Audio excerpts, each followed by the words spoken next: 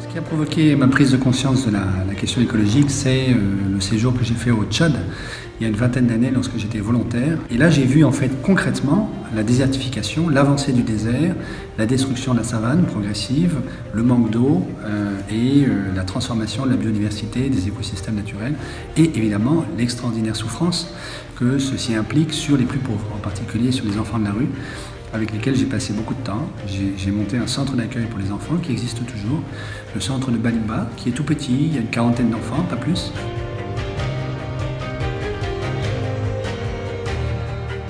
Le grand thème de l'encyclique Laudato Si, qui est le cri de la terre et le cri des pauvres sont un seul et même cri, alors que je n'avais pas les mots pour le dire, au Tchad il y a 20 ans, c'est ça dont j'ai fait l'expérience. C'est-à-dire que les enfants de la rue qui manquent d'eau et qui n'ont plus rien pour se protéger contre la malaria par exemple, sont les témoins de l'identité entre le cri de la terre, d'une savane qui est détruite progressivement par le réchauffement et la montée du désert, et le cri des plus pauvres.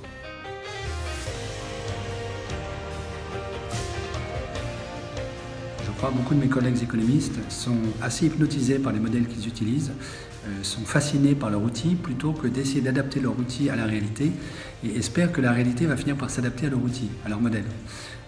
Évidemment, ça ne marche pas comme ça. Je me suis mis à réfléchir avec un regard beaucoup plus critique au modèle qu'on utilise en économie.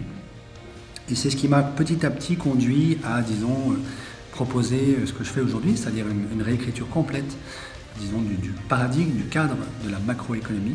Donc il y a un enjeu colossal aujourd'hui à réécrire nos modèles et à repenser la relation notamment entre l'économie et le monde physique, le climat, la biodiversité, la thermodynamique. Et pour l'instant, malheureusement, nous n'en prenons pas encore le chemin.